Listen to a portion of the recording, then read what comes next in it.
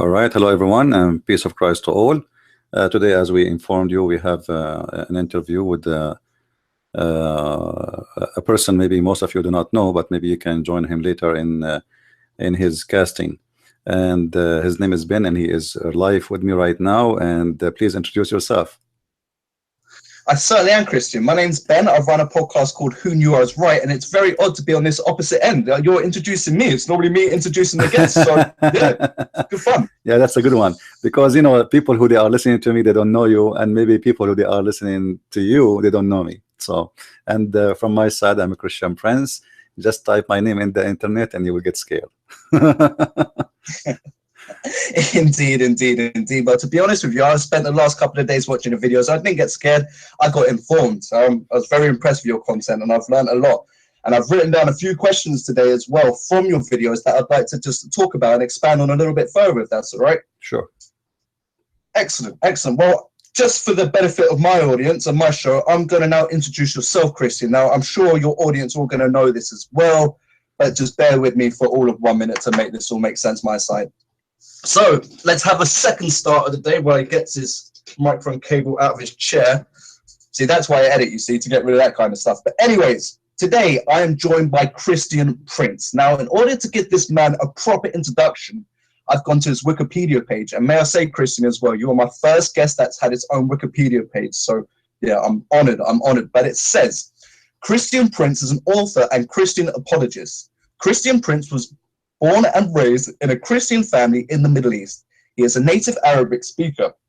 After his teachers criticized his religion, he determined to study Islam and earned a degree in Islamic law, which is Sharia law, as we all know, and civil law. He is the author of The Deception of Allah and has posted hundreds of videos on YouTube showing him debating various Muslim scholars on Paul Talk. Is that right? Paul Talk? Yes, Paul Talk. Yeah. Paul Talk, including Shia scholar Hushman al-Husseini, and he also uses a pseudonym Christian Prince for his protection. Now, I'll tell you what, let's start off on that one. Protection. Do you feel you need some protection? Have you been subjected to any threats for criticizing Islam? The one who made the Wikipedia is not me. So this is what people believe. But for me, it's for more privacy. Not really. I don't fear no one.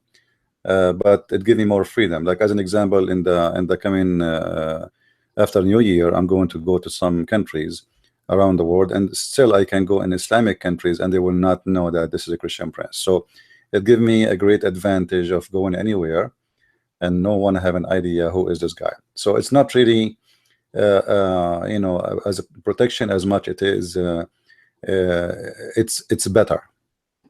But the person, like the person who made the Wikipedia page, I don't know, they said like hundreds of videos. I have thousands of videos.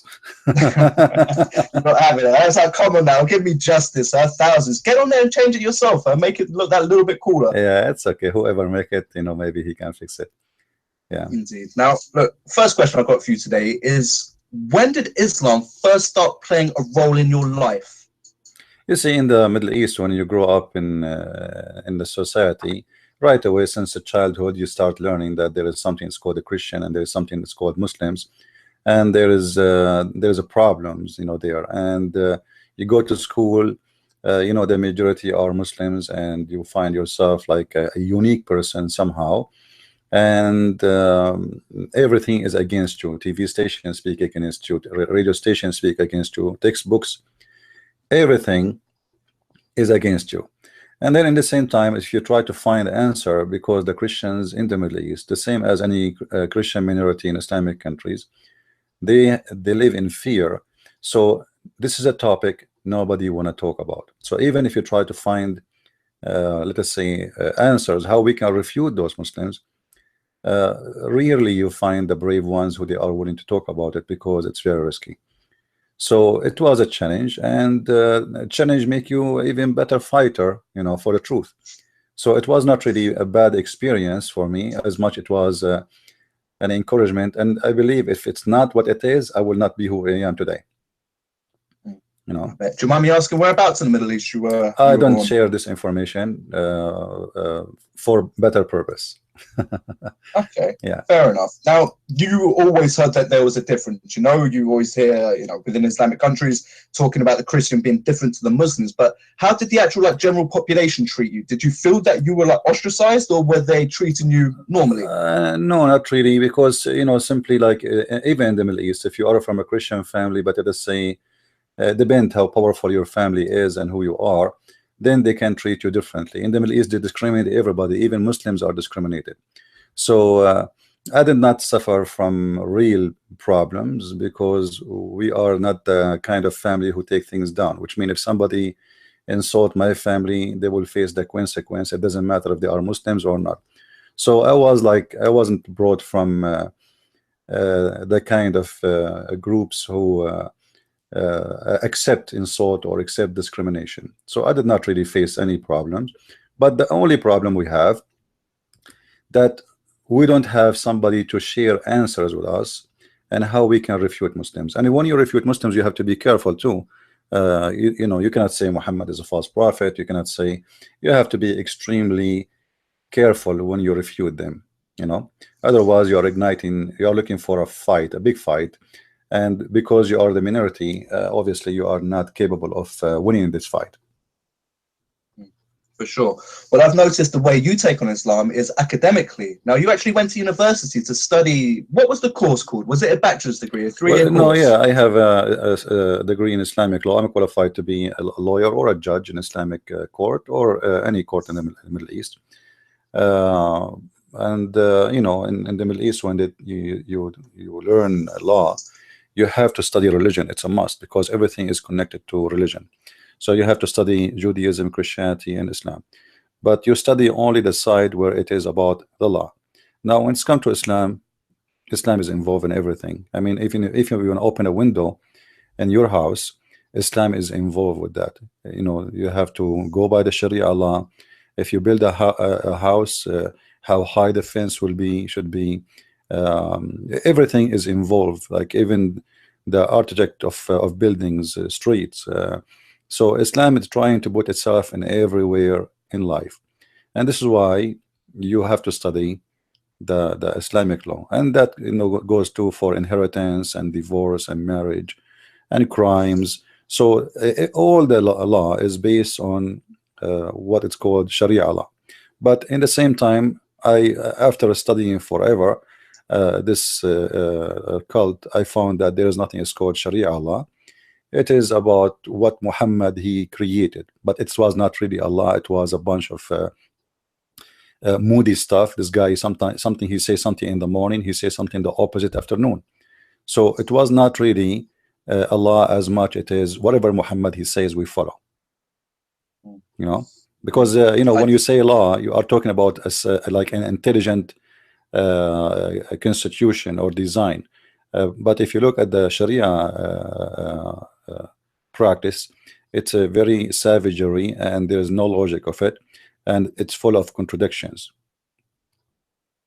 Yeah, I've found, especially in my last episode talking to my previous guest, that Muhammad used to use the word of God to manipulate situations to his advantage. Have you come across this as well? Is what I'm saying there, does that make sense?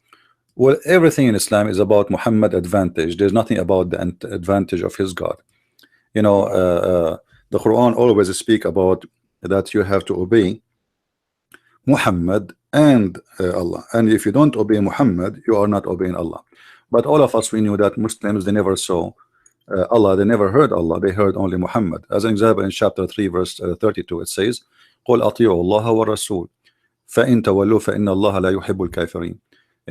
Which mean obey the prophet, obey Allah and the messenger, and those who disobey, they are kuffar, and Allah he don't like them. So it's simple and clear that you have to obey Muhammad. Same you can find in chapter 3 verse 132. Same can be found in chapter 4 verse 59. It's all over, like it's all over the Quran that obedience to Muhammad is a must, not the obedience to Allah. As an example, if you read something in the Quran, the Muslim, they say to you, as an example, that mut'a was a practice of Islam in this uncertain time, and this is can be found in chapter 4 verse 24. Now you ask them today, the Muslim Sunnis specifically, they say to you the Prophet he abrogated this verse, but shouldn't you obey Allah? Allah he says you do mut'a. Allah never said ever don't do mut'a. So which one you follow? They follow Muhammad. So obviously obedience to Muhammad is a lot more important than obedience to Allah. Wow. Wow. That's a why do you think that is? Because he is the God. I mean, he is this guy. He is just replacing God by himself. Even his name is Muhammad. Do you know what Muhammad mean? No. The praised one. You know, obviously he is claiming to be God, because when you say the praised one, it's so who is the praised to? Allah. You know what I mean? So Muhammad, he changed his name. His real name is Qatham. He switched it to the praised one, and by doing that, simply he is placing himself as the holy God. But yet he claimed that he is the holy servant of God. But the fact, everything about him. You see, the Muslims, as an example, they say the Christians, by worshiping Jesus, they commit shirk, which means sharing worshiping God with other person. But the Muslims actually they are the one who do that, because for us as a Christian we believe in the Trinity, and the Trinity is for us is not three gods. But the Muslims, they always associate the name of Muhammad with the name of their God. If a Muslim says that I witness that Allah is God, is he enough to be considered to be a Muslim? No. The Shahada have to be containing two names, the name of Allah and the name of Muhammad. Now if Muhammad's message is about believing in Allah, so why he inserted his name next to the name of Allah? And how he is qualified to be next to the name of his God? And how he can say that if you want to be saved, you have to witness that there is no God but Allah and there is no prophet but Muhammad? What about the 124,000 prophet of Islam? What about we add their names to the Shahada? Because Islamic claim that Allah he sent 124,000 prophet and Muhammad is the last one according to the Muslims. So if the Shahada is a truthful, not about Muhammad being equal to God, then the Muslim, if they want to insult and they want to insert a name of a prophet, they should add all the names of the 124,000 prophet. What about the Muslim? They show us that Moses in his times told his, because Muslim they say Moses was a Muslim. Did Moses told the Jew that you have to say there's no God but Allah and Moses is a prophet? No. Did Jesus did that? No. So why only Muhammad?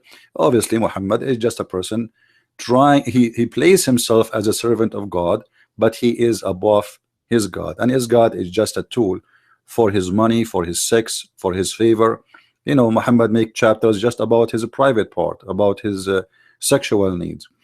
Even Aisha, she said to Muhammad in the Sahih hadith, إني أرى ربك يسارع إلى هواك يا Muhammad. I see your God, he rush into your desire, Muhammad.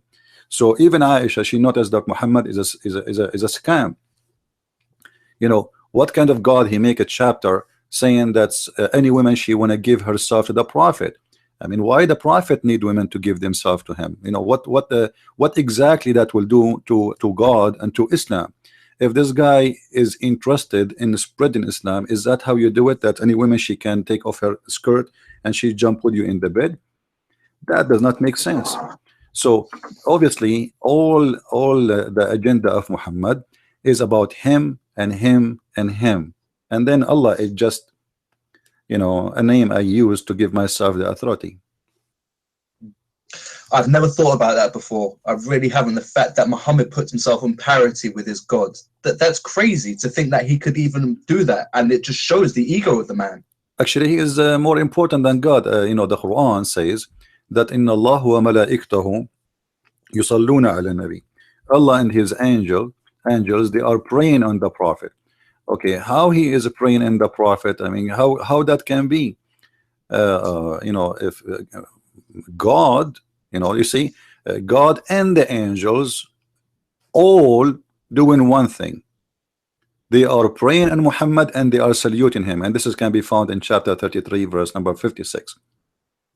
The Muslim, they will say to you that this is the word yusallun mean a blessing. This is a false translation, but let us go with the Muslim false explanation. Even if Allah and the angels they are sending a blessing in Muhammad, that will make Muhammad the center of the whole universe, because the verse is so clear. Inna Allah wa malaikatahu yusalluna ala nabiyya ayyuha alladhina amanu sallu alayhi wa sallimu taslima. Who is left? Let us see. Allah and the angels are praying on Muhammad, and the believers they pray on Muhammad and they salute him. So the whole universe have one person in the middle, and Allah and the angels and the believers in around him, all of them they are doing one thing, praying on Muhammad. How that can make Muhammad a servant of God, I have no idea. Obviously he is God, because even Allah himself and the angels are in his service. You know, when Muhammad he have a fight with his wives, Muhammad he made a verse about that, you know, saying you know, if you don't repent from being against the prophet, you know, Allah and the angels and the believers are going to be his backup. And this can be found in chapter 66 verse number 4. إن تتوبا إلى الله فقد صغت قلوبكما وإن تظاهرا عليه فإن الله هو مولاه وجبريل وصالح المؤمنين والملائكة بعد ذلك ظهير. So if you repent, speaking to the wives of Muhammad, what kind of God he need to make a chapter about a guy having a fight with two of his wives? I mean, do need God to be involved in this? You know, you see the Muslim, they say to us, they lie, they say there's Bernard Shaw, he said in one of his books, which is this book never been exist, it's just a lie, that Muhammad he can solve the problem of the words when he is drinking his coffee in the morning in 2 minutes. Wow.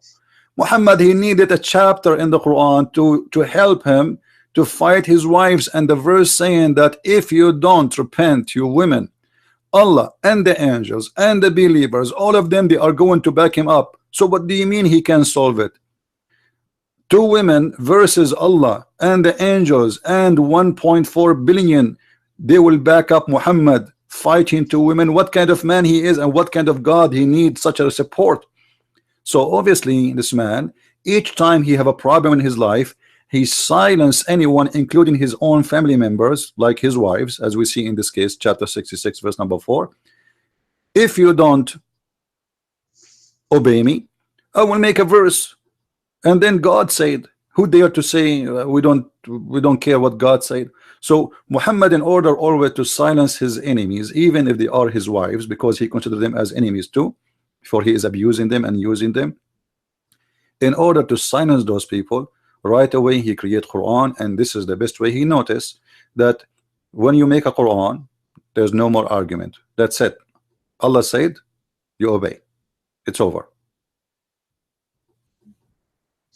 Indeed. I just want to jump back a little bit, really, and just expand on Aisha's thoughts on Muhammad. You were saying, if I've written this down right, that he was a little bit of a, she thought he was pulling a little bit of a scam, making some dodgy moves. Well, obviously, Aisha, she noticed that Muhammad is not being truthful. You know, why he made the verses saying that any woman she give herself to the prophet. I mean, he have many wives. And then she noticed right away that this God, he rushed into his desire. And you know, the simple question we can ask for the Muslims, what Islam will accomplish from making a verse saying that God said that any woman she can sleep with the prophet if she want. I mean, what the accomplishment for Islam? And this is only a license for Muhammad.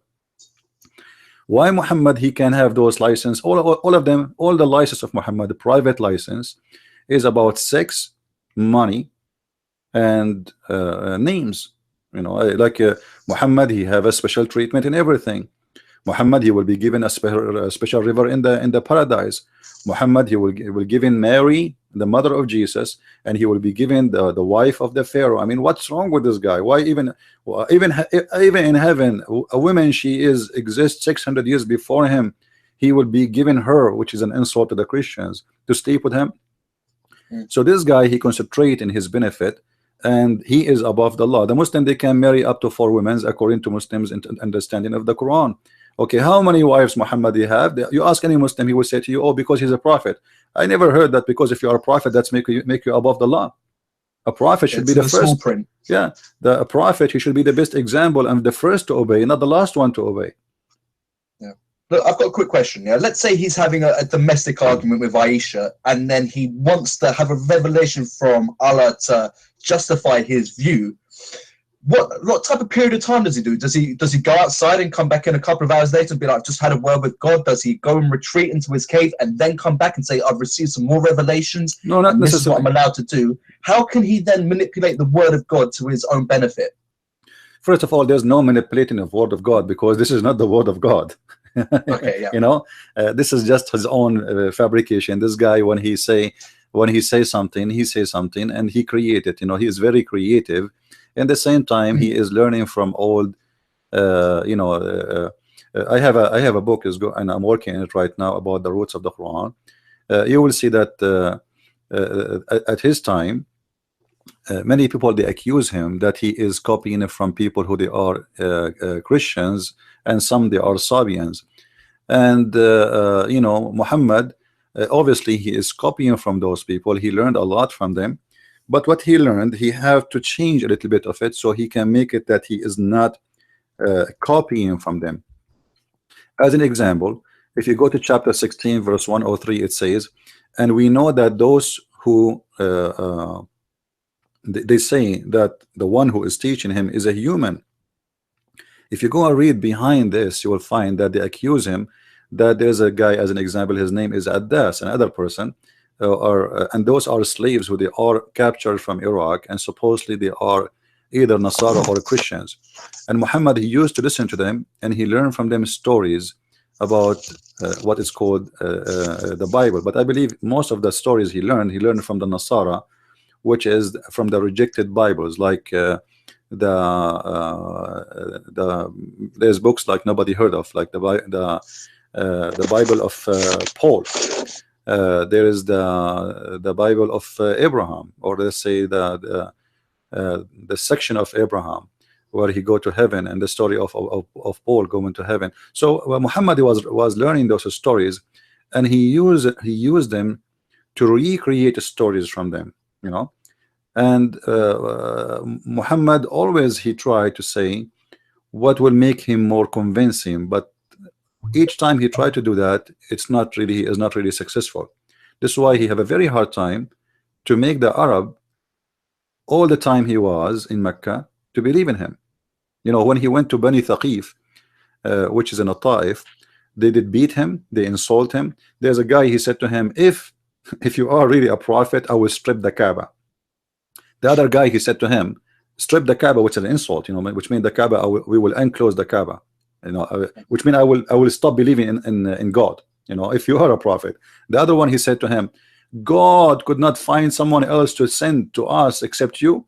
So obviously he was extremely unconvincing. And not only that, they throw rocks at him, they beat him, they broke his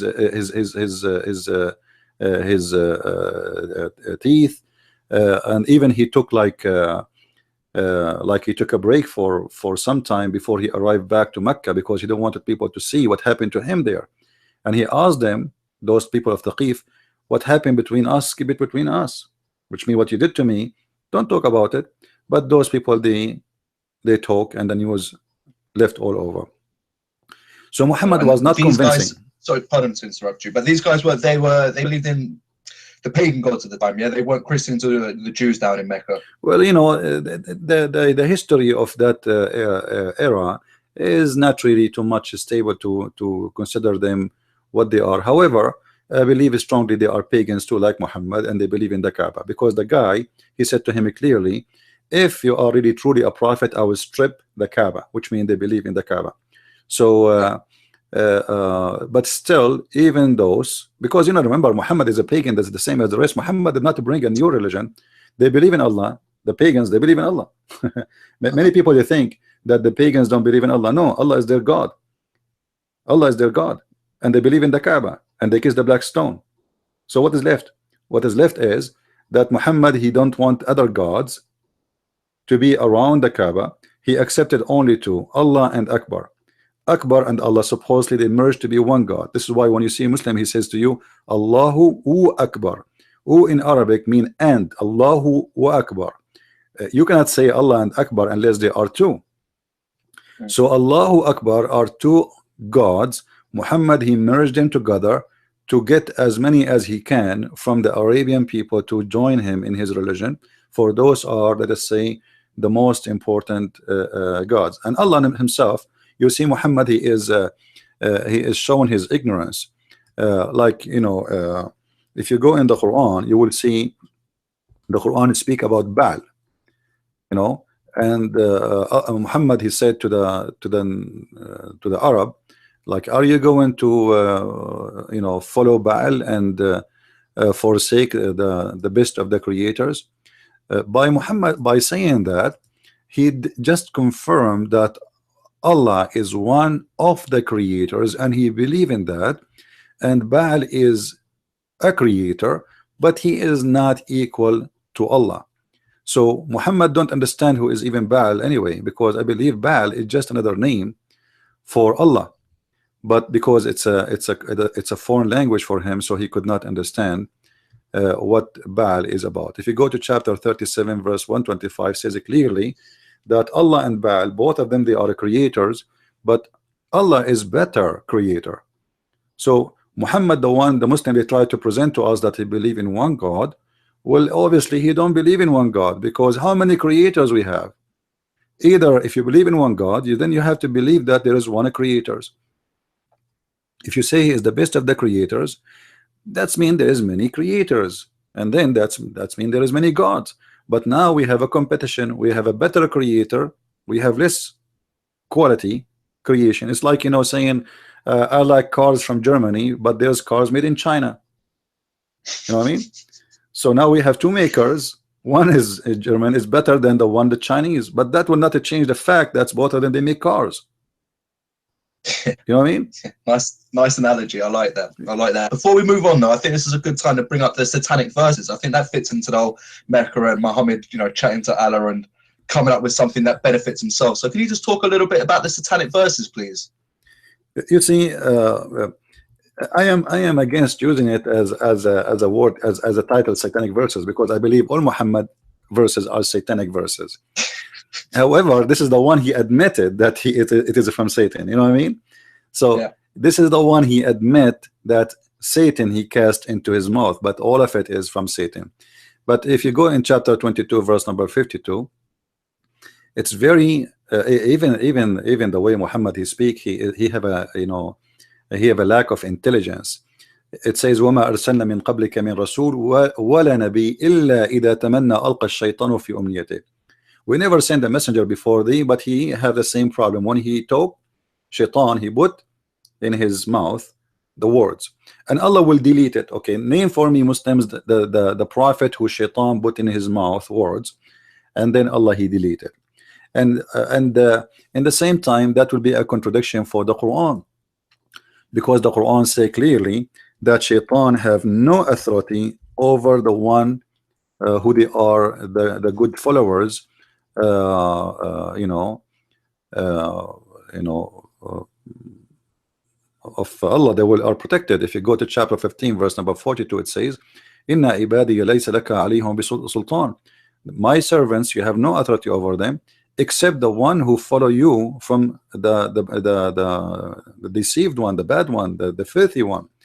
So if Muhammad not from the deceived one and not from the filthy one, and the Quran confirm in chapter 15:42 that only this kind of people Shaitan have authority over them. So how Shaitan was able to throw in the mouth of Muhammad satanic verses? Additional to that, the Muslim, they say to us that Quran is unique and nobody can make Quran. Can you make Quran? Nobody can make Quran. But here we go, Shaitan, he make Quran, Muhammad he accept the Quran, he recite the Quran, he bow down to the idols, and Muhammad is the last one to know. So if Muhammad received Quran of the devil, and yet he could not recognize that this is not from the devil, so how you can claim and say his Quran is made only by Allah, when the Quran confirm that Shaitan make Quran too? One more thing, you know, as long the verse the one you are talking about is called satanic verses 22:52, saying that Allah will delete whatever Shaitan put in the mouth of Muhammad. How we know that this verse itself is not from Shaitan? You know what I mean? because it's just to make me relax, because people, they notice Muhammad is a scam. He is, in the morning he say he worship only Allah, and afternoon he is with the pagans, he is bowing to their idols, and he is saying that Allah wal Uzza wa Manat, the three daughters of Allah, their intercession is a must, and we pray to them and he bow down to them. So people, they notice Muhammad is fake, you know, he is not what he's saying. So now how we know that this verse itself is not made by Shaitan, as long the Quran admit that Shaitan made verses and give it to Muhammad? Yeah, you make a good point. You make a good point. Now, a counter argument that a lot of Muslims would say to people like myself is that, you know, let's say I pick up a verse from the Quran and I start, you know, criticizing it. It'd be like, you can't do that. You can't speak Arabic. It's not the true Quran. But you yourself, being a native Arabic speaker, they can't throw that argument at you, because you can speak and not just recite the Quran in Arabic, you can actually understand it as well, which is a big difference to the majority of Muslims. Now, would you say there's a difference between interpretation between someone who can speak Arabic and whatever, translate the Quran, compared to a Muslim's interpretation of the Quran? You know, first of all, do you know what Muslim they say to me? And to you, they say to you, don't speak Arabic. For me, they don't say to me, your English is funny. There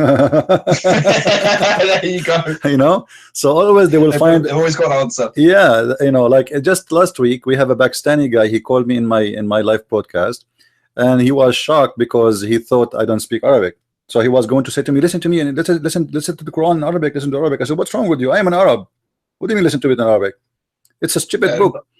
So yeah, so what the Muslims do, first of all, they bring somebody, he have a nice voice and he sing the Quran, and then they try to have an impact on you, or listening to a music like you know, if you bring a singer, it doesn't matter what he is singing is going to sound beautiful, because he have a beautiful voice, you know. So yes, if you give someone you like his voice and he is very well known, if you give him the menu of a restaurant and he sing it, trust me, it's going to sound good. You know, it's a menu, it's nothing there. And the Quran is nothing but a menu, but a bad restaurant. You cannot even understand what the Quran is trying to say, because the Quran is suffering from a flight of thought. You know, as an example, many people, they say that you know, the Quran have you know, like Meccan surahs and Medina surahs, right? Yep. And many people believe that Meccan surahs are the one who is peaceful, and Medina surahs are the violent one. This is not really too much accurate. You know, if you have a deep knowledge in Islam, you will find that this is not true, because you will find that what is example in chapter of At-Tawbah, which is supposedly most of Muslims believe that this is happened in Medina. You will find that verses there, they are from the time of Mecca, which means the Quran is like a salad. It's not really, we cannot say these verses or those chapters are from this and this chapter, etc. But Muhammad is make it clear. If you go to chapter 9 verse number 46, it says, and if they wanted to go out to prepare for war, you know, they will, but even if they will, but Allah, he don't want them to go, because they will lose, you know. So stay with the one who stay. So the Quran tell us why Muhammad is not going for war, because he knew if he go for war right now, he will lose. He is not qualified to win a war. So people wrongly, they think that Muhammad was peaceful when he was in Mecca, and he was harmful when he was in Medina. Muhammad is Muhammad. But the whole difference is, I am weak right now and I cannot do it, so I wait until I can do it. You know, and the Quran confirm, like as an example, it says that you cry not for peace as long you are the uppermost, and this can be found in chapter 47 verse number 35. فَلَا تَهِنُوا وَلَا تَدْعُوا إِلَى السِّلْمِ وَأَنْتُمُ الْأَعْلَوْنَ. Cry not for peace when you are the uppermost. So the whole idea is, when I am the uppermost, I will not go for peace. When I am not the uppermost, no problem, I go for peace, but this is temporarily. And that is the mentality of Muhammad. Now the interpretation of the Quran is different story, because Muslims themselves, they cannot accept each other interpretation. This is why the Muslims, when they finish an article or trying to make a book about Islam, or to give interpretation for the Quran, they say at the end, Allah knows best. Allah knows best as a statement is just like disclaimer, you know what I mean? So you don't kill me. Yeah. Like because he will know right away. There are some people they might even seeking killing him for what he said. So even the scholar, in order to protect himself by disclaimer insurance, he says Allah knows best. So they say to him, how you say that? This doesn't mean that, etc. They say to him, do you see? I told you Allah knows best. You know, and then you will find that the Muslims agree about not to agree about what the verse mean, and this is the only agreement they have. And the reason for that, the Quran was not really in Arabic. The Quran never was in Arabic. The Quran was an Aramaic book, and what we have today is the converted version of the Aramaic book. And this is why you will see the Muslims, they are so confused about understanding tons of verses in the Quran, because simply this is not an Arabic book. And then when they try to explain it, then they start guessing, what does that mean? You know? Okay, I got a quick question for you then. Correct me if I'm wrong here. Uthman, a third rightly guided caliph, he was the one who got rid of all the other versions of the Quran. Or he wanted to have one text to learn Islam from, essentially, and everything else he just wanted to burn and get rid of. So there was just one book to go to. So he didn't want the controversy that was associated with the different Christian Bibles and the different chapters there. How did he go about compiling that then? And what was there a lot lost? Like, what did Uthman actually do? You see, what we have a story about Uthman, I believe, is not too much true, because we don't have a book of Uthman. Do Muslims have the book of Uthman? They don't. Yeah. So how we can be sure that Uthman, he made this book we have, or the Muslim they print in Saudi Arabia? And there's many versions of the Quran exist right now. As an example, if you go to Morocco, the Quran is different from the Morocco from the Saudi one. When the Saudi get the oil, they start printing a version they accept to be the version of Uthman book, but nobody have the Uthman book. So speaking too much about Uthman, there's no proof of it that Uthman book is exist. Secondly, Uthman, according to Muslims, he burned the Quran, as you said, because obviously those other Qurans are different, and that will raise many questions why they are different. And who is Uthman? Who gave the authority to Uthman even to do so? You know, the Muslim, they get angry from a person who burned the Quran when the first one who burned the Quran was their caliph. Yeah, it's a good point. Which doesn't make sense. But the Quran says that the one who will collect the Quran is Allah. You know, it's not Uthman, it's not even Muhammad. This is why in the beginning, like there's a statement that says, we fought them for collecting it, for writing it, and we fought them for preserving it, which means it was not really Muhammad did not say that to write the Quran, did not say that. In chapter 75, verse number 17, it says, Inna alayna jam'uhu wa Qur'anahu. It is on us to collect the Quran and to recite the Quran. So Muslims, for them, it's not their duty to collect the Quran. Same time, what is the Quran of Muhammad? Why we need even the Quran of Uthman? You know, because remember, Uthman, he's just like he's a companion of Muhammad, and there is no way that Muhammad he have a book and then the Muslims don't have it. I mean, okay, you say to us that the Christians corrupted their book. You could not preserve the book of your prophet for a few years after his death. You know what I mean? There's tons of places speaking about Muhammad. He have Quran. As an example, in the Hadith, Aisha, she said that when Muhammad he passed away or died from poison,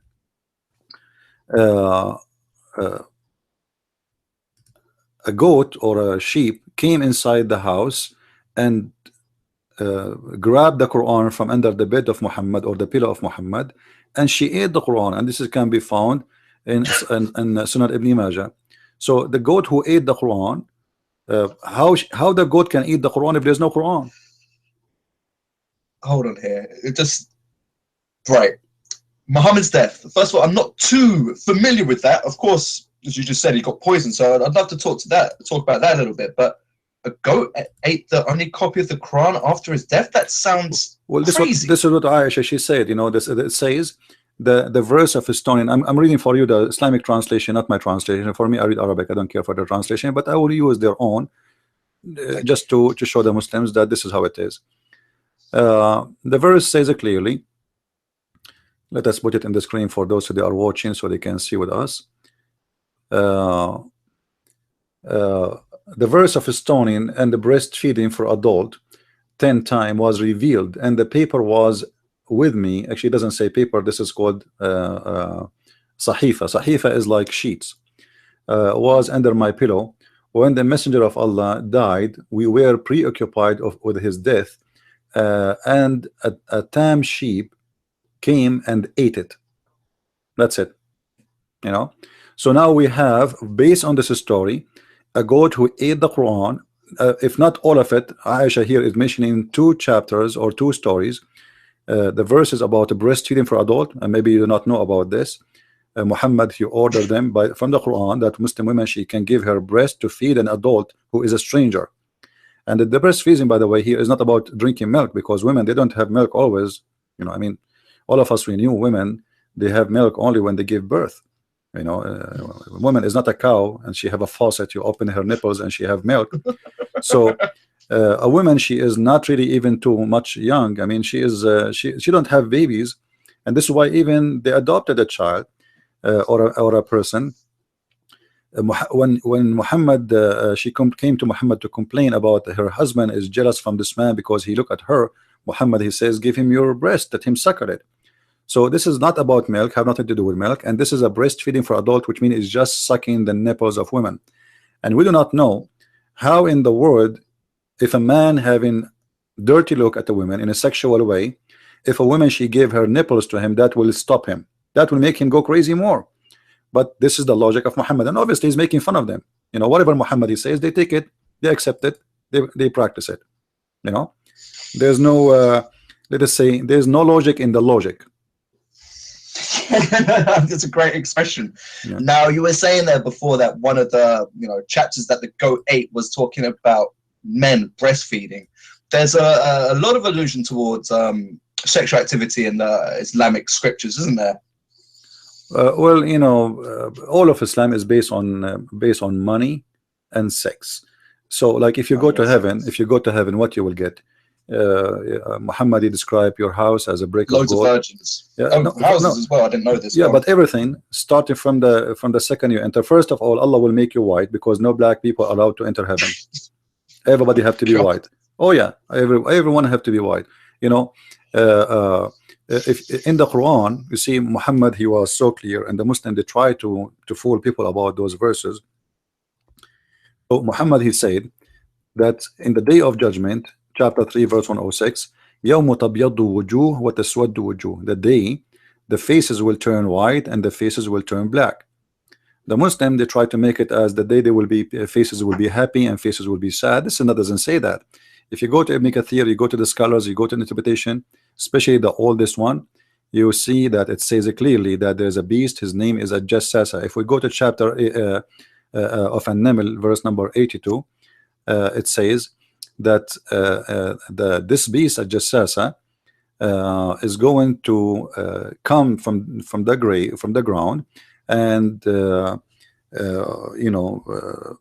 she will hit the believer and the disbeliever by the stick of Moses and the ring of Solomon, and the believer will turn totally white and the disbeliever will turn totally black.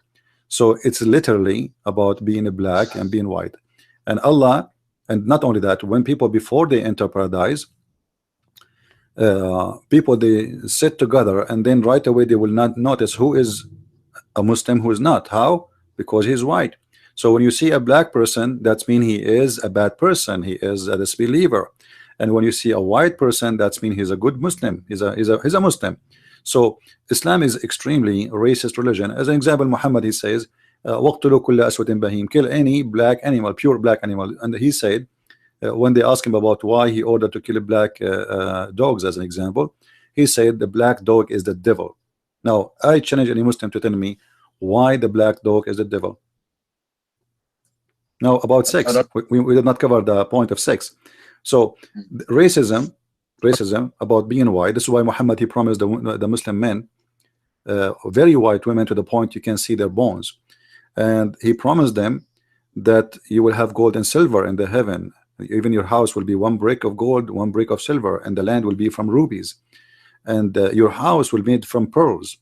Then the virgins, and those virgins simply they are sexually made for the purpose of one purpose, which is sex. But I find the story is very stupid because uh, additional that it is a fiction, and but imagine all women, imagine somebody, he came to your door now in earth, and he delivered to you, delivery, shipping coming from Hong Kong, and he opened the container and you find 70 women or 80,000 women, but all of them they have one name and they have the same eyes and they have the same look. So what the point? That's a good point, isn't it? I mean, all That's of them a they good look the point. same. All of them they have a name Hur. They don't have names. Their name is Hur. All of them they have the same face, the same eyes. All of them they have black eyes and etc. All of them they have the same shape. All of them in one age. All of them in even the breast size is the same, exactly copy paste. So what the point of having sex with all those women is all of them are the same women. Imagine you have one wife and God he copied for you 10 of her. I mean, what the point? Yeah. It makes no sense. I never knew that. It's a madness. This Islam is a religion of stupidity, and the more you are stupid, the more you believe in it. Yeah, indeed. So back to sex, Islam. I suppose, forget sex, masturbation. There's a lot of rules and guidelines as to how to masturbate within Islam, isn't there? Well, the Muslims they have a lot of weird stuff. As an example, you can masturbate with watermelon. You can try it later. Yeah, I don't want. I do not need to give reference. Anyone is listening, he can just go and type right now, Islam, sex with watermelon, or sex with daw, or sex with the statues, or sex with the even Muslim women they can do masturbation, like they can use a cut off penis, or they can use a crimbage, which is a piece of leather round as a sex toy. So obviously the Muslims they have sex toys long before anyone have them, before Playboy. Even actually Muhammad, he mentioned that in the heaven of Allah there is a market, and this market have no buying nor selling except pictures.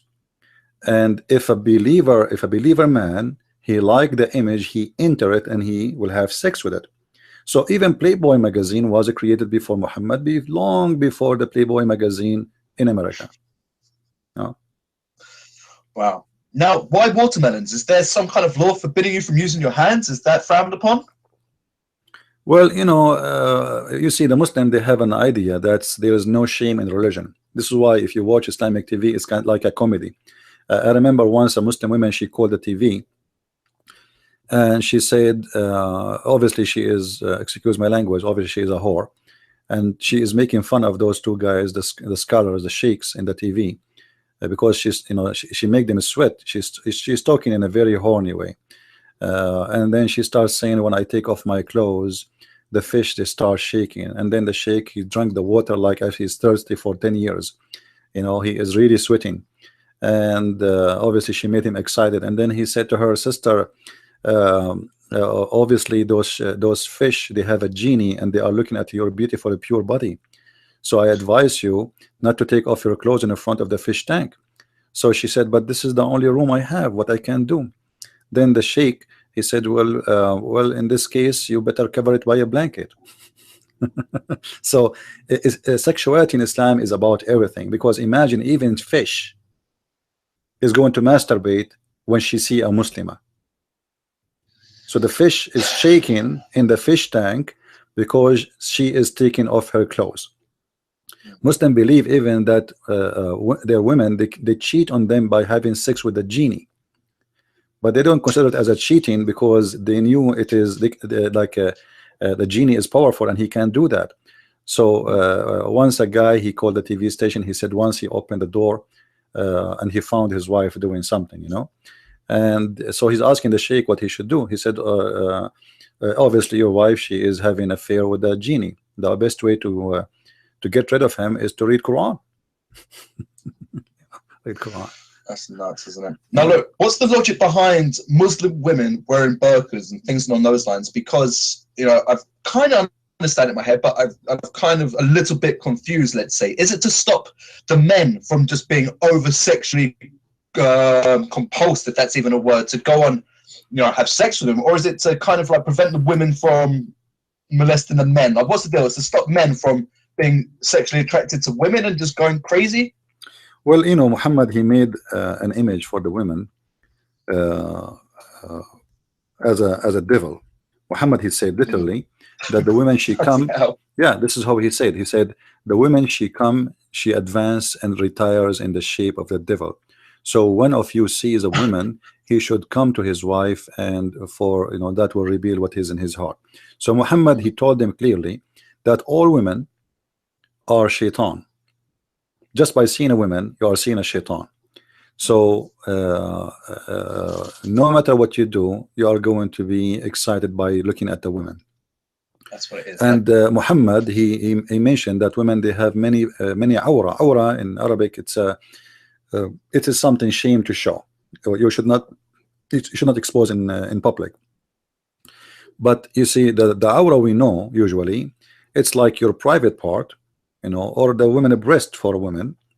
You know, like to show, reveal things should not be revealed.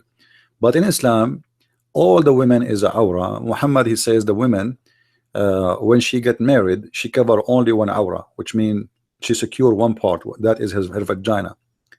And when she die, she cover all. So she is aura, all of her. You know, she have 10 aura. Her voice is aura, her face is aura, her hands is aura. All of them, they are private part. And when she get married, she cover only one aura. When she dies, she cover them all. So the only way for a woman to be, you know, for her private part is not going to be exposed is death. But Muhammad, the funny, you know, the hypocrisy about Muhammad, when he said that the women she come and retire in the shape of a devil, then we need to ask ourselves, if the woman is a devil, she come in a shape of a devil, and she live in the image of the devil, why Muhammad he have 13 devils at home? They are wives, and God knows how many hundreds of sex slaves, if they are devils. Why he want to have from them as much as he can? Indeed, it's like it's void of logic, Islam, huh? It's like they throw all these things, and if you actually start investigating, going deep, just the mathematics behind it, you know, the calculations, it just doesn't add up. It makes no sense. You know, if you want to talk about sense in Islam, nothing makes sense. Like, what sense when Muhammad he says that Allah will make the penis of the Muslim man endless? I mean, imagine a man he have an endless penis. What he can do with it?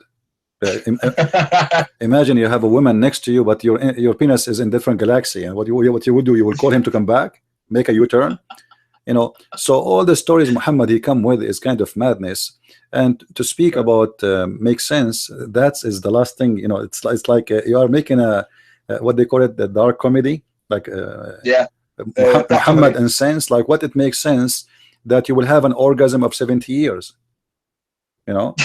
It's pretty much your life, huh? Yeah, like, you know, you go to visit Muhammad, you know, you knock at the door, you know, Muhammad is having orgasm, you can hear him. So you come next year. Next year you come, you know, you go around the world and you come back, and then you knock at the door, Muhammad is still have orgasm. You come next year, the year after, and the year after, and the year after, and Muhammad is still having orgasm.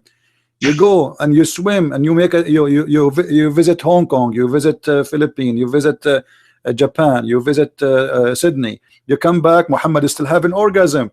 I mean, how in the world we can speak about logic when it's come to this man?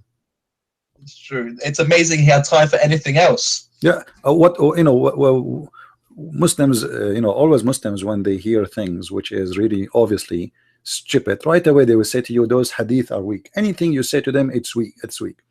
Now, if we say to the Muslims, what is logic in the Quran to describe for us the boobs of the women? Hadith is weak. Anything we say is weak. Is the Quran is weak? Why we need to know the size of the women boobs in the Quran? What is exactly the point of that? Obviously, but you know, all of Islam is a mad religion. What kind of God you want to promise me that in the heaven I'm going to have a bracelet?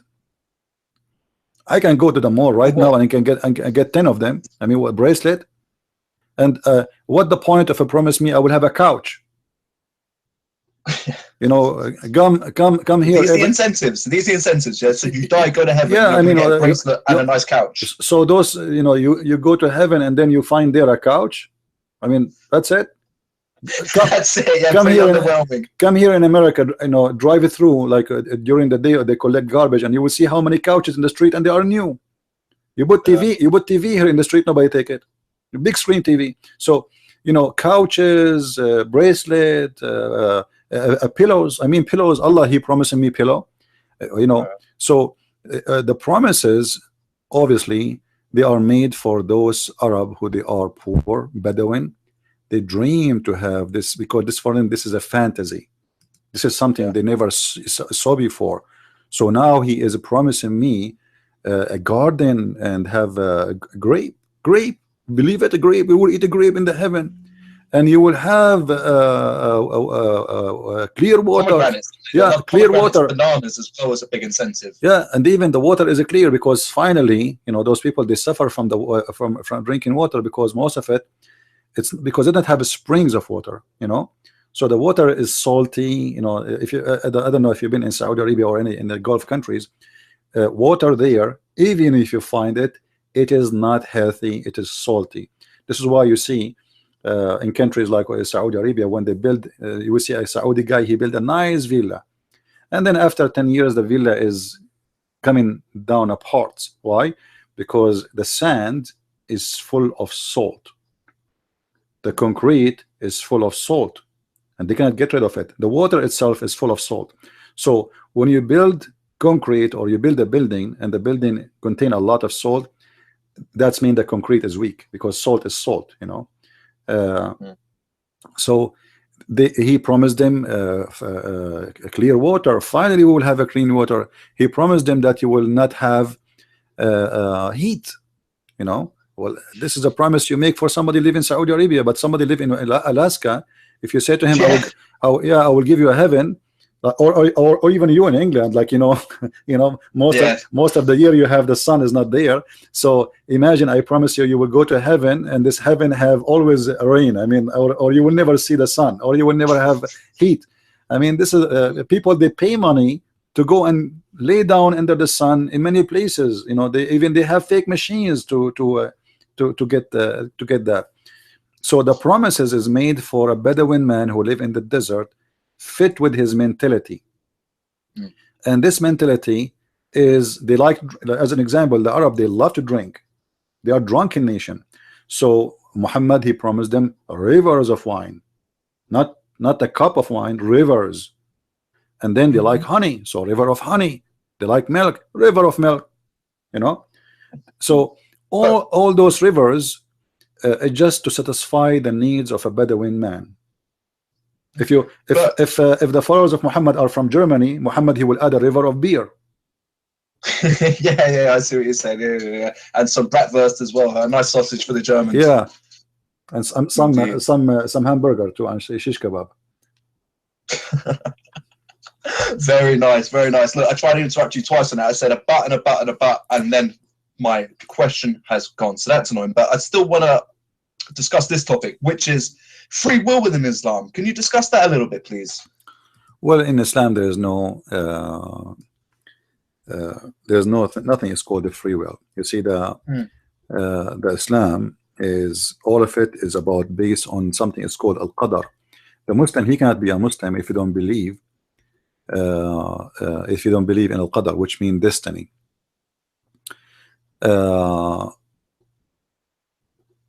All the Quran is based on this. As an example, Muhammad, he make it so clear that when a person, before he is born, Allah, he write his destiny many years before you know, he come to existence. As an example, there's a story in the hadith about Moses and Adam. They have a debate, they have an argument. Moses said to Adam, let me put it in the screen so people, they can see it. Moses says to Adam, because of you we are out of paradise. So Moses, he said to Adam, he said to Moses, do you blame me uh, uh, for something Allah He wrote for me in my destiny 40 years before He created me? So even the sin of Adam was not a choice for Adam. And Muhammad, he says, and this is how Adam was able to overcome Musa's argument. So the correct answer is the sin of Adam was not his choice. It was written for him 40 years before his creation. And this is the hadith in front of us for those who they are seeking reference in YouTube. 40 years before the creation of Adam, Adam, he commit, Allah, he wrote for him his sin, and it says there, are you going to blame me for which Allah had ordained for me 40 years before my creation? So which is very stupid, by the way, because if Adam, he commits sin and that was the plan of Allah, and Allah is the one who wrote the sin for him as a destiny, so why Allah, he punish Adam and kick him out of heaven? It doesn't make sense. But as we said, nothing in Islam makes sense. And the same for everything. Muhammad, he said that one of you will do the work of people of heaven until there is a distance of a cubit between him and the gate of heaven, and then what is written by Allah will take over, and he will start doing the act of people of hellfire, and he will go to hellfire. And then he said vice versa, when a person, if you're doing the act of hellfire, and then what is written all his life, the deed of hellfire, and then what is written by Allah will take over, and then he will start doing the deeds of paradise, and then he enter paradise. So going to hell, going to paradise is not really based on your deeds. Muhammad, he make it so clear. It is based in what Allah, he wrote for you as a destiny, which means you convert to Islam, you don't convert to Islam, it's a stupid idea, because it is written for you already where you will go. One more thing, just to make it more clear. There is a story of a child who died, and Aisha, she said to Muhammad, there is there is a paradise for this child, for he is a bird from the birds of paradise. I mean, this guy, he's just an infant, he died, and he will be in heaven. So Muhammad, he rebuked her, and he said to her, don't say that, for Allah, he created for heaven who is for heaven, and who is for hell, who is for hell, before he created them. So which means here sin have nothing to do with going to hell and heaven. Are you getting my idea, Ben? He's an infant, he's a child. Aisha, she said it clearly that this child, he did not even reach the age of committing sin. But Muhammad is still did not like what she said, that he guaranteed to go to heaven, for Allah, he decided, he wrote his destiny before he created him. So the idea of Islam is a full of contradiction, as we said before. In one place says that if you commit sin, you go to hell. If you obey Allah, you go to hell, blah blah blah blah. And then here we see a child who is a son of a Muslim family, and yet he will not go to heaven guaranteed, because Allah, he wrote before he created him if he will go to heaven or he will go to hell, but yet he have no sin. In the Bible we find the opposite. Jesus said, if you don't become like those, the little ones, you will not enter the heaven. So which means the children are going to go to heaven. Muhammad, he have a totally different idea, that heaven have nothing to do with your deeds. However, by the way, in different places he contradict himself. He speak of deeds, like the Quran says, those who do good deeds, etc., etc., etc., paradise for them. Here we find the opposite. And this is I've what got Islam a quick is question, about. and can you just see if I got the right end of the stick with this? So if there's no free will within Islam and Allah's already got everything planned out for you, people who then go and do horrible terrorist atrocities and go murder people in the name of Islam and actually get away, not get away, but actually do commit murder people for their fellow Muslims, do they think, well, because he actually achieved this attack, it was the will of God and he did God's asking, and then how can I judge him because this is what God wanted? Is that correct? I don't know if you watch any videos of ISIS with the translation, but in Arabic they say in chapter 8 verse number 17, you did not kill them, but Allah is the one who killed them. وَمَا رَمَيْتُ إِذْ رَمَيْتُ وَلَكِنَّ اللَّهَ رَمَى. I did not shoot my arrow, it was the arrow of Allah. So when the Muslim, he taught in the Quran, and this is Quranic verse, this is not a hadith. When Allah, he told them, it's, yes, it is you, you hold the sword, it's you who killed them, but in fact it's not you who killed them, it is Allah. It is not you who shoot, it is Allah. And the verses in the front of those who want to read from the Muslims, in case they are listening. You see, we don't say things without proof and reference, and we make it clear for everybody. So you did not slow them, it was Allah who did slew them. And you did not shoot, it was Allah who shoot. So what is left of the crime? Nothing. It is Allah who did it. And but when it's about a crime, you see, the Muslim, they have two sections. Crime is to kill a Muslim. But it is not a crime to kill non-Muslims. The Muslim, they lie to us. They say the Quran says if a person killed an innocent man as if he killed all mankind. That verse is about killing a believer. Okay. Yeah, they lie to you because they don't know Arabic, and you do not know that you don't have a good knowledge in Islam. So they quote always, even Obama, he was quoting for us this verse, but this verse is not about killing non-Muslims, because Muhammad, all his Quran, chapter 9 verse 29, there's many verses clearly saying go and fight those who don't believe in Allah and don't believe in Muhammad and last day, etc., from the Christian and the Jews. That's the reason why, because they don't believe in Allah. And Muhammad, he sent the 3 letters to 3 kings saying convert or else. Aslam taslam. You wanna be safe, convert. And here we see that Allah is saying to them, it's not you who slew them, it is Allah. It's not you who shoot your arrow, it was Allah. This is why when a terrorist he shoot at you, you know, like in the field, we see in the video, he say wama ramaytu wa innama Allah rama. Wama ramayt. It is Allah who, it's not me who shoot, it's Allah who's shooting. So the Muslims are convinced, based on their religion and the Quran, that when they shoot, it's Allah shooting. When they kill. So how? Just a quick question then. So how, if you're a devout Muslim, someone who follows Islam, and you know you believe it with all your heart, can you criticize the actions of ISIS? You know, as a Muslim, you cannot criticize anything. Islam is about, you see, the Muslim, many people, they say Islam means submission. That's absolutely false. Islam means you surrender. So the second you start questioning, you are an apostate. You can, really? You start questioning, you're an apostate straight away. You see, all the verses of killing in Islam is about apostasy. You know, like some naive ones, like you have a guy, his name, I forgot what his name. Somebody tell me, guys. The guy in England, he have a show. Is Nawaz? Majid Nawaz. Yeah. In his show, he said that you know, Islam says there is no compulsion in religion, etc. But this verse is not about really what this idiot is saying. This verse is saying that Muhammad, he heard the news that the Jews, they are not allowing their children to believe in Islam. So Muhammad, he said to them, you cannot force your children not to convert to Islam, but Muhammad, he will kill them if they will leave Islam. And if you go you know, in the Quran, you will find it clearly that the Quran is speaking, that's with no doubt, that you have to do jihad against anyone who question the authority of the Prophet and the question the authority of Allah.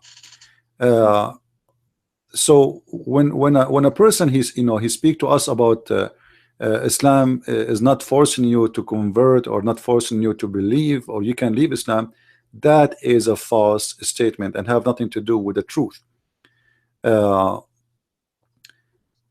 All the words of Islam is about apostasy, and there's something people do not notice, that the Muslim believe that every person is born as a Muslim. Muhammad, he taught his followers, I don't know if you heard this before, the Muslims, everybody, you and me, the Hindus, the Buddhas, everybody is born as a Muslim. And then his family, they use the expression of revert to Islam, don't they? Not convert, you're reverting because you're already Muslim. Right. This is why they say the word revert, because simply you used to be a Muslim, but your family made you Christian or a Jew or a Hindu or a Buddha. So everyone is born a Muslim, but he leave, you know, the religion, and because of that, so he have to be killed.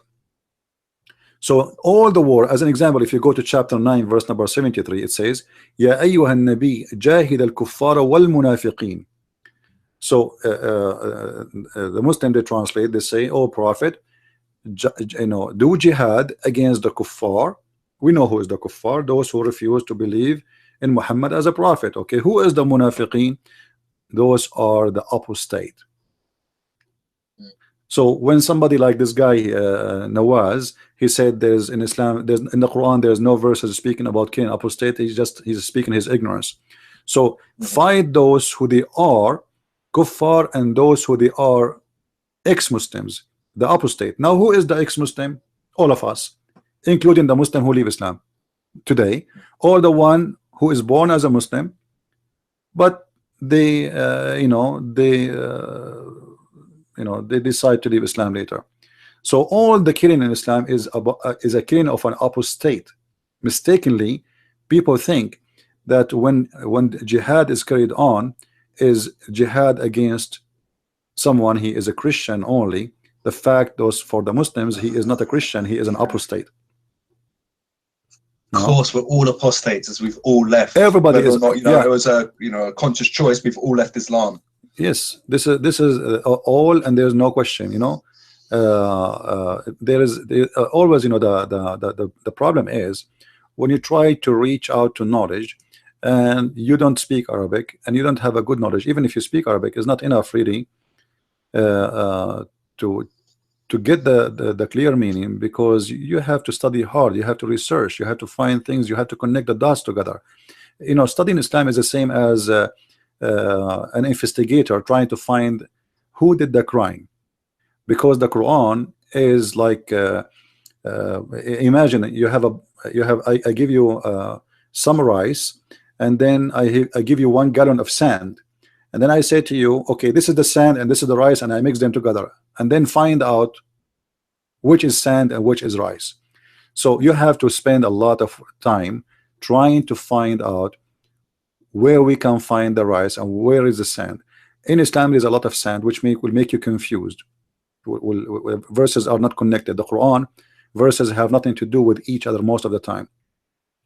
The Quran author is suffering from flight of thoughts, and this is why, you see suddenly one verse he's talking about the flying carpet, the second verse is talking about something else. So there is no connection between them. However, if you go as an example to chapter 9 verse number 73 and verse number 74, those two verses are very much connected and they explain each other. Muhammad, he have to do jihad against the unbelievers and against the hypocrites, and do jihad against them. And then verse number 74 explain who are those the munafiqeen. It says those who they are after leaving Islam, they left Islam. So a person who do not know, he will tell you there's not even a single verse in the Quran speaking of that. But all of us, we knew there is a war, it's called the war of apostate, and this war happened right away after Muhammad's death, and the one who carried it is Abu Bakr. So was Abu Bakr not a good believer? There's no Muslim will dare to say no, except if he's a Shia. So apostasy war exist from the time of Muhammad. For all the wars of Islam is the wars of apostasy. The Muslim, they say to you, we are born with fitra. What is fitra? Fitra is to be a Muslim. You are born as a Muslim. Now, look, just to focus on this a little bit, you were talking about, wars and stuff like that. You've got what? Dar Salam and then Dar Harb, yeah, which is the land of, land of Islam, and then the land of war. Now, any place that's not run under Islamic, the Sharia law is the Dar Harb, yeah, so the land of war. What do you feel, if that's the case, if that's how they look at us, how do you feel about the rise of Islam in Western countries? I believe the rise of Islam, if we can use that term, exists because of the Western ignorance.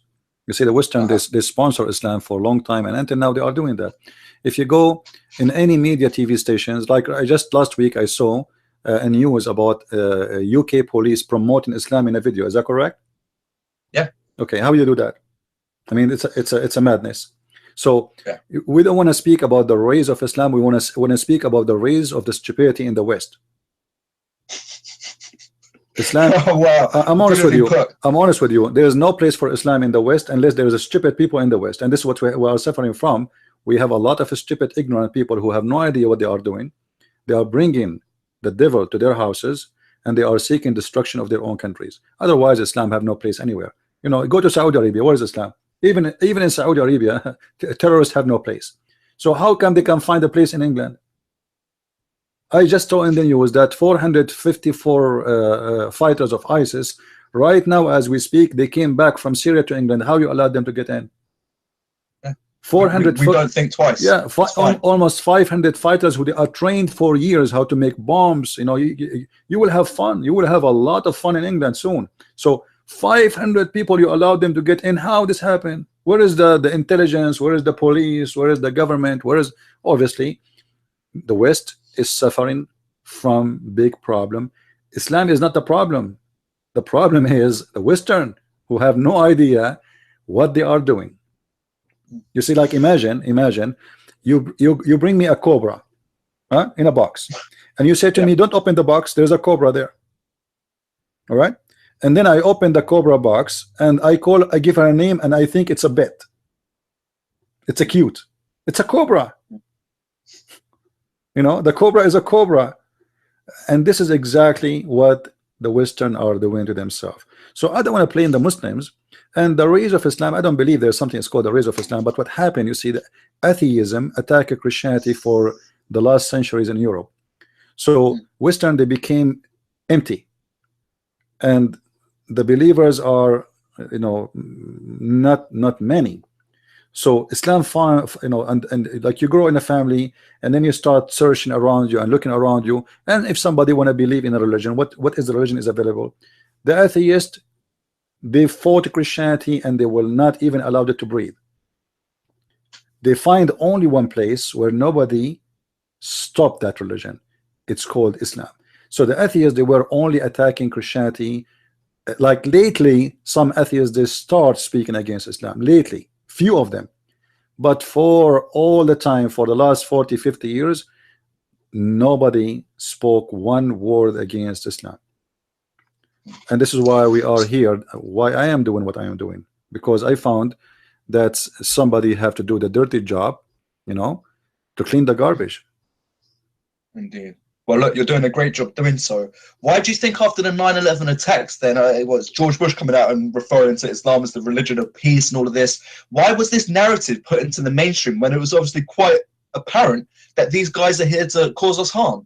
You know, as I said, you know, the West is suffering from a stupidity, not from intelligence. You know, like, you know, not only this, each time the Muslim they attack you, like lately they stop doing that. But if you notice, in the last almost 10 years, each time the Muslim they do an attack, one of our prime minister or president, doesn't matter what country in the West, like all the way from Australia to Canada to USA to England, right away you will see the prime minister, the minister, the foreign minister, voluntarily he says Islam means peace. I mean, like even Obama, each time they attack, he said, do you remember the crusade?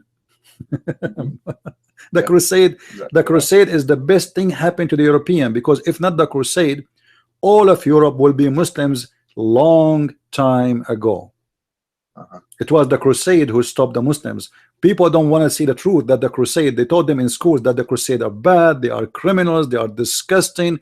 The crusade is the one who saved Europe, and this is the truth. You know, ask yourself, how come for the first 6 centuries after Jesus we never have a crusade? We never have a crusade. We have a crusade only after the Muslims attacked us. So the Muslim attacked us, and then when you attack back, you are the bad. I never heard of anyone speaking about the attack of the Muslims, but they speak against the crusade.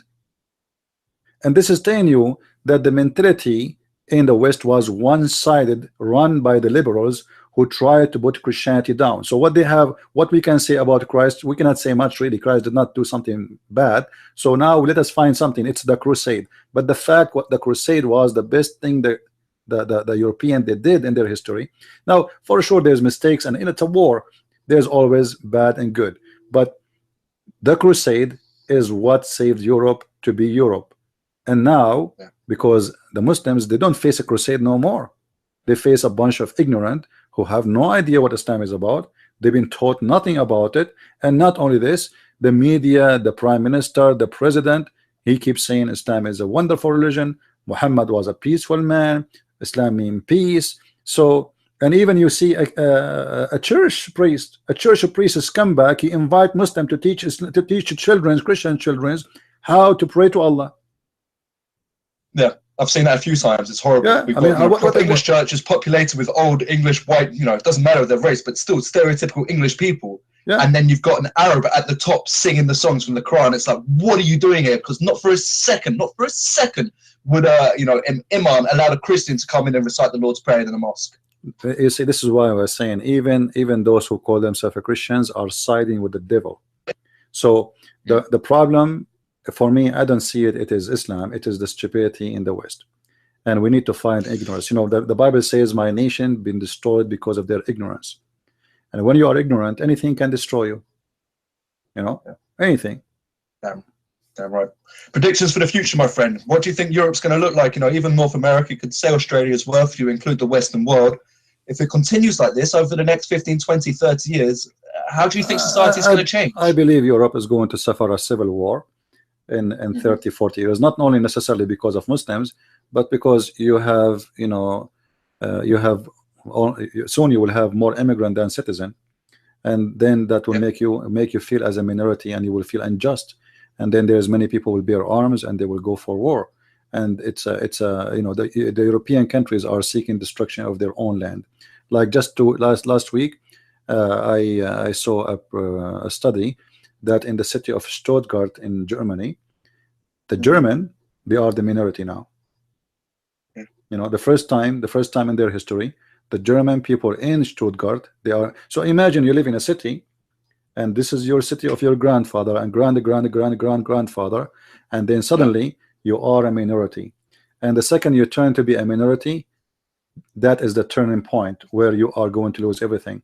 Because don't you believe in democracy? Okay, democracy, the majority, they will win. As simple as that. This is democracy. Indeed.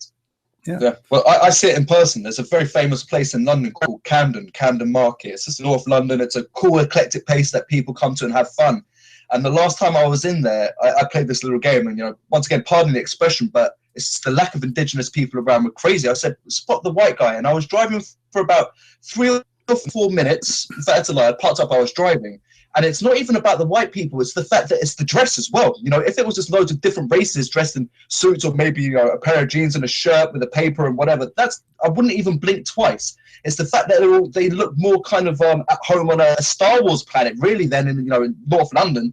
And it's very odd to see, and it's crazy. And you're walking through your hometown, the capital of your own country, and just thinking, what is happening here? Go to Wembley. It's the same thing. In Wembley, it's just like you're in the Middle East. It's nuts to witness. Yeah, it's a backstand. This is a backstand. They have nothing to do with even Middle East. Even because Middle East, we don't have those people you have there. And you see, I noticed. I've been in England. I noticed that the English government, they welcome. The more you are into terrorism, the more you are welcome. If you see any terrorist who is wanted in his country, he always go and seek refuge in England, and that will make what will make me always question the legitimacy of the British intelligence and the government. I mean, what is the point of hosting those terrorists? They knew they are terrorists. Like as an example, Abu Qatada is wanted for a long time in Jordan, wanted in Lebanon. What his name? Anjem Shawadri. All of them, every one of them is wanted somewhere. So why you are bringing them to your country? That is a question. The British citizen, they should actually. If I am a citizen in England, I'm going to make a case against the government, and I'm going to bring to justice those who allowed those people to have their citizenship. Not only they give them refugees as asylum, they give them salary, because the second you accept him as a refugee, you get him apartment, you get him. I remember when I was in England, I was studying. A Muslim guy, he said to me, I was looking for an apartment to rent. He said to me, "You can rent my apartment." I look at him. This guy, he don't look like he's wealthy. He said, "You have an apartment?" He said, "Well, I'm a refugee." So But don't you use it? He said, none of us use his apartment. So what they do, they like 4 or 5 of them, they sit in one apartment, and that apartment is given by the government too. And then they rent out the apartment which is given by the government. Yeah, they pay no tax. indeed. They have a free housing, free electricity, free water, tax free. And then they work, the one who work in restaurant, the one who work as a taxi driver, but nobody pay tax. In a few years, this guy, he will be rich and he will be poor, because simply you pay a lot of tax. He don't do pay. He not only he don't pay, he get paid. He have a free housing. He have a free insurance. He have a free education. He have everything is free. So the system in England is very stupid, and somebody, the English people, they have to make kind of a revolution against the government stupidity and change it and make everything change. I like some European leaders in Europe, like the president of Czechoslovakia, the president of Hungary, and you know, like those people, they are really firm and they are sure. Not Poland, they will not accept people to come to their countries, and this is the smart way. You know, I'm not against. You see, me myself, I'm an immigrant myself, right? Me myself, I'm an immigrant, but you don't be stupid. I mean, there's a limitation. You know, there's a limitation. Indeed. And if you, even if you, all the countries in the world, if they welcome immigrant, they welcome the quality, doctors, engineers, educated people. Precisely, yeah. But they are bringing people, they come from in the boat, nobody knows where they are coming from and what they are doing and how many crimes they did before they come. You have no idea. They throw their papers in the ocean and they come to you. Yeah. No, it impacts on so many different people's lifestyles. You know, I was once, well, it's actually a courier, so a person who does deliveries, yeah? Englishman. I started talking to him, so have you always done this? He's like, no, I used to be a painter decorator. I was like, what happened there? He goes, I used to charge 150 quid a day. Then loads of immigrants came over and they had no idea about any skills when it comes to that. They would charge £60 a day, totally undercut my labor costs, and eventually I would get no work whatsoever. The only work I would ever get is to be called in to sort out the bad work that the cheaper labor has done. So what's happened in England is that we've had loads of immigrants come over from Eastern Europe, so that the Poles, the Hungarians, the Romanians, they've seen what's happened with Islamic migration into this country as well, and that's why they're going home and saying, no, we do not want this in our country. We will see what's happened in England, and it's no good, so we are not entertaining this in our homelands whatsoever. Good for them. You see, actually, this is why I'm saying there's a change is happening, and I hope the change will happen very soon, and people, they will be, they will awake, and people like you, they will be more knowledgeable about what this cult is about. And the problem with this religion is not about like they want to convert you. This is the first step, but then later they will force you to do things. They will force you what to eat, what to drink, what to say, what not to say, what to wear. They will force you. Everything is about enforcing others into doing things. So the most priceless thing you have is your freedom.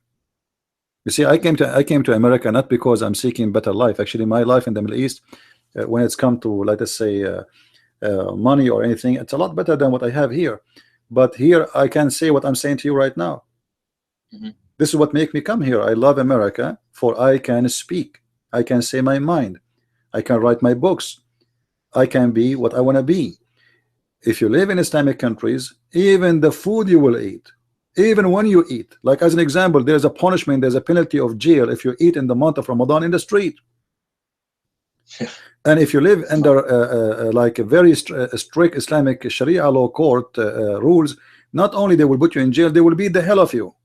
You know, you can see there's a video of a guy. They broke his legs because he's wearing a jeans. That's it. This is the crime. You know, they break his legs in public. They gather the people in the middle of the square of the town, and they start beating his legs with big 4x4 wood until they broke his legs because he was wearing jeans. This is what you will witness. This is a dangerous cult. This is not just a cult. There's many cults in the world. You know, there is a Jehovah's Witnesses, there's etc. But they will not do what the Muslims do. Islam is a very dangerous, disgusting, satanic cult, and this is why all of us, we have to fight it, even if you are an atheist, because Islam is a threat for everybody. Islam is not against the Christian. Actually, the Christians, compared to the atheists, they will have a lot better treatment from the atheist. Christian, they can pay and live. Atheists should be killed according to Islamic law. Indeed. Now, what you've seen going on in Europe, do you reckon there's any chance of that taking hold in North America, or specifically the United States? I don't believe Muslims will take hold of anything. You know, I believe Muslims Good. is very much divided, and Islam is you know, regardless what people they say, Islam is growing. I believe Islam is dead. But still, few can do a lot of harm to the country. You know, you do not need 1 million terrorists to terrify England. We need only 1 or 2 a day. You know what I mean? Yes. We do not need really, you know, terrorism is not based in armies. Never been based on army. It's been based that I can terrify you. This is what the whole idea. So they do not need to have an army of fighters. If every day they launch an attack and you have 365 days a year, you know, that will make your life become miserable. For you do not know if your child will come back or not. People walk in the street, somebody will stab them with a knife. And especially in Europe, people are not allowed to carry guns, not like in USA. In USA, if somebody tried to do something to me, I have my gun with me. I am legally, I have the right to carry my gun. You know, I have a license. I can take it with me in my car, in the street, in the mall. I can take it wherever I want. So if something happened, everybody is armed. Even women in USA is armed. So terrorism, this is why you see the Muslims in USA, when they attack places which is people are not allowed to carry guns. As an example, the attack in Florida happened in a gay club, and those are gays anyway. They don't carry guns, you know, they carry their ass. So this is how it is. So they carry places, they carry the attack on a places where people they are not too much into guns, or they are not allowed to have guns. But if you know, if when they knew that everybody have guns, like now in the street where I live, who dare to shoot? I mean, who in the world dare? Nobody dare, because if you shoot, everybody will shoot at you from every direction, you know. I mean, you hear this as well in America, that people are more reluctant to beat their horn, because we do it over in Europe, it's fine, but in America, you hoot the wrong person, he might have a gun. So you've got to be a little bit more careful before you start throwing your fingers up at someone. Absolutely. The second you withdraw your gun, you are dead. You are dead. You know, it's mean you are committing suicide, because somebody is going to shoot you, and obviously you don't withdraw your gun to say hello. You know, nobody would draw the gun just to scare people. It's just to do it. So the second you use your weapon, you're gone. You know, and when a criminal, he knew, like, you know, this is why I don't like cities which they allowed only, like they say, the guns are not allowed.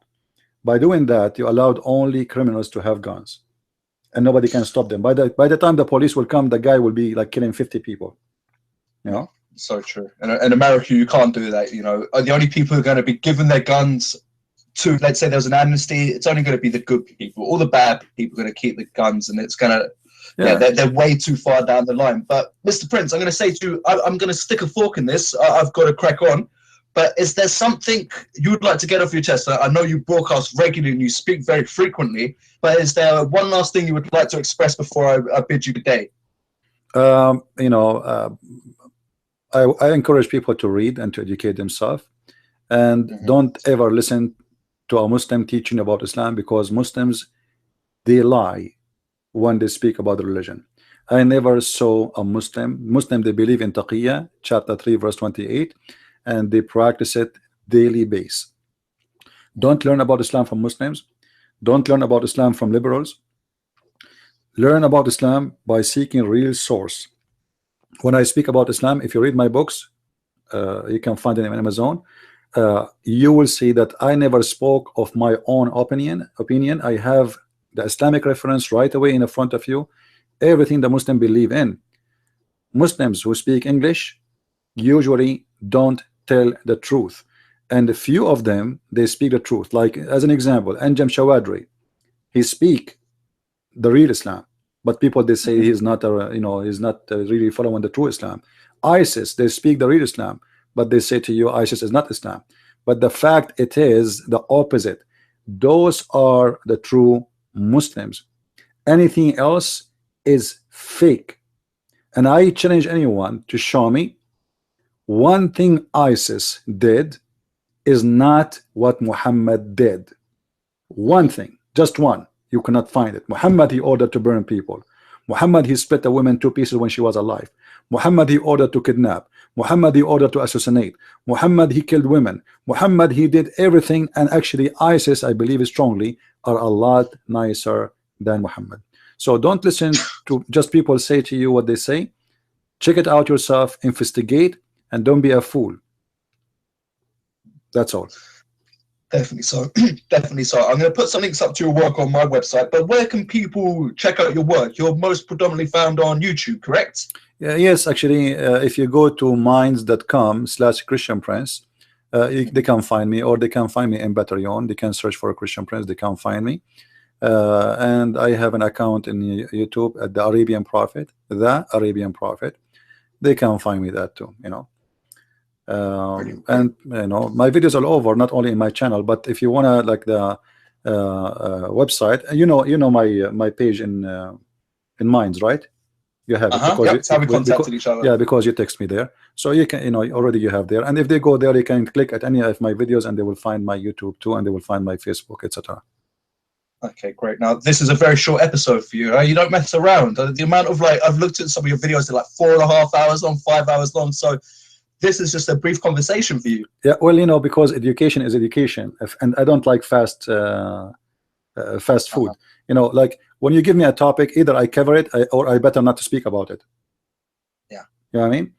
Because you need to reach the point. It's like, you know, imagine somebody invite you to a restaurant, and then he says to you, you can take from the dish a bite. I mean, why you put the dish in the front of me if you want to give me only a bite? Either you give me the dish or don't give it to me. I believe in dish giving, not a bite. Awesome. Okay then. So, well, look, thank you so much for your time today. I've really enjoyed it, and I've learned a lot. I well and truly have. So thank you so much. Thank you, my friend, and God bless. And feel free to contact me again if you like to have another talk time, and I will be happy to do it. That's great. I think there's a lot more knowledge for you to share, so I'll probably take you up on that offer. Thank you very much. Yeah, welcome. God bless. Take care. Top man. See you later. Bye bye. Bye bye.